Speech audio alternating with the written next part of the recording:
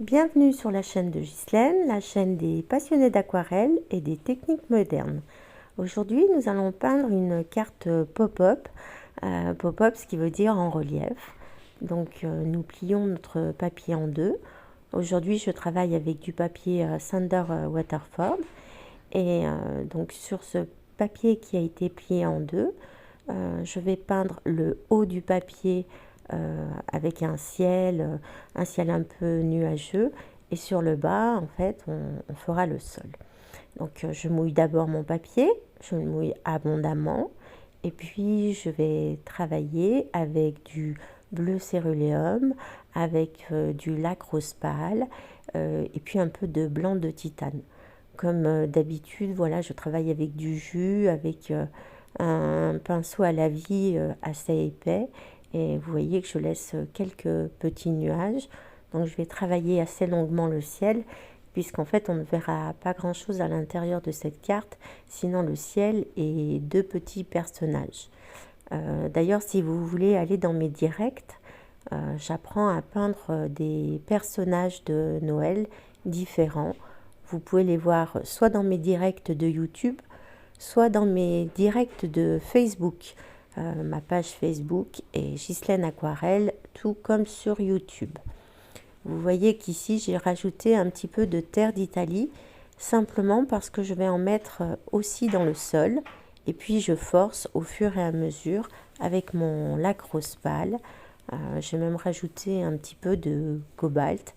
En fait, je travaille toujours sur papier mouillé. Tant que mon papier est mouillé, je peux continuer assez longuement. Je rajoute quelques gouttes d'eau. Un petit conseil, si vous n'avez pas assez mouillé votre papier, servez-vous d'un pulvérisateur et pulvérisez régulièrement afin de pouvoir travailler plus longtemps. Vous voyez qu'ici, ça dure quand même assez longtemps, mais avec le papier Sander Waterford, comme le papier Arches, qui ont une grande capacité de résistance à l'eau, on peut se permettre de le mouiller vraiment énormément. Je passe sur le sol, puisqu'en fait la moitié de mon papier deviendra le sol, que je mouille lui aussi abondamment. Et sur mon spalter, je vais reprendre exactement les mêmes couleurs que j'avais dans mon ciel, à savoir du bleu céruléum, du lac rose pâle, un peu de terre d'Italie, que je vais placer à différents endroits de mon spalter. Ici, je vais dessiner un petit personnage. Donc, je vous le rappelle, hein, il y a tout un tas d'autres personnages dans mes directs, des petits lutins, des Pères Noël. Et ce qu'il faut, en fait, c'est ne pas dépasser 6 cm au niveau de la grandeur du personnage. Parce qu'en fait, si vous pliez votre carte et que votre personnage est trop grand, il va dépasser. Parce que vous serez obligé de faire une découpe plus longue. Ici, je fais simplement un petit bonhomme de neige que je vais mouiller à l'intérieur. Comme j'ai dessiné avec un crayon aquarellable bleu, le simple fait de mouiller l'intérieur de mon bonhomme de neige va donner un effet bleuté. J'en rajoute un petit peu avec du bleu céruléum et du bleu indigo, quelques ombres autour du chapeau. Et voilà, je fais simplement une petite peinture sur l'écharpe avec mon lac rose pâle, que je vais travailler en forçant un petit peu avec du magenta et en rajoutant du vert. Mais je viens plus longuement sur les personnages, si vous le souhaitez, dans mes autres démos. Pour information, il faut savoir que cette démo se fait en deux parties. Nous peignons l'intérieur aujourd'hui en pop-up, et je vous ferai une seconde partie pour la couverture la semaine prochaine.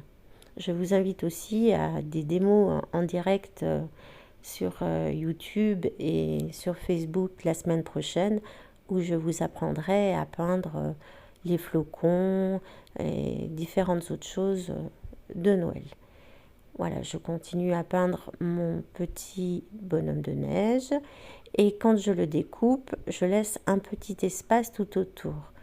Voilà, une petite forêt, et là j'écris voilà, en assez grand sur une largeur de 6 cm de haut, et sur la longueur du papier, une bonne année 2023 où vous pouvez marquer Joyeux Noël, enfin ce qui vous plaira. Et par contre, je travaille en chemin d'eau, c'est-à-dire que je mouille entièrement ma lettre et puis je fais glisser la peinture à l'intérieur et j'en mêle une deuxième, ce qui donne un effet dégradé et qui est beaucoup plus joli, en tout cas à mon sens. Je vais travailler ensuite avec le long pinceau, le pinceau Ghislaine qui sera bientôt en vente sur le site d'Aquarelle et Pinceaux. C'est un pinceau qui est avec de très longs poils, des poils de 5 cm et demi.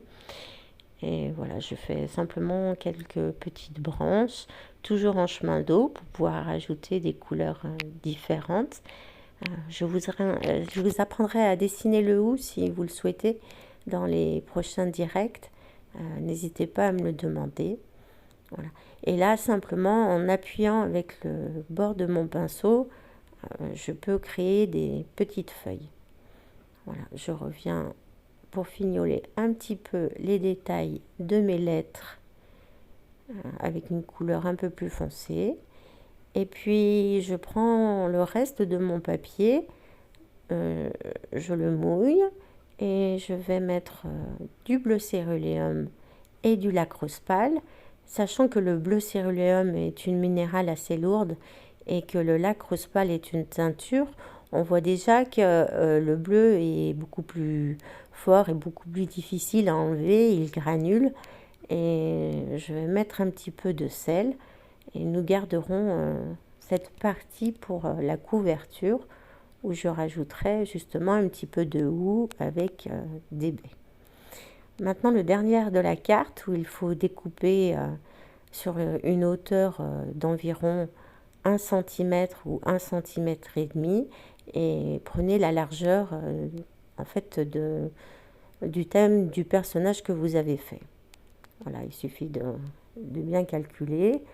Vous collez le petit morceau que nous avons découpé à l'intérieur, notre belle année sur le devant, collé aussi. Voilà, le bas servira en fait à écrire votre message. C'est pour ça qu'il ne faut pas le saturer de couleurs. Et je vous souhaite bien entendu la meilleure année pour tous. Et vous invite à la prochaine vidéo pour travailler la page de couverture. Ici, voilà, je mets quelques paillettes, quelque chose d'important quand même, surtout si on veut faire des cartes de Noël ou des cartes de bonne année, c'est quand même beaucoup plus festif. Voilà. Voilà, une fois terminé à l'intérieur et l'extérieur que nous ferons, la couverture que nous ferons dans la seconde partie.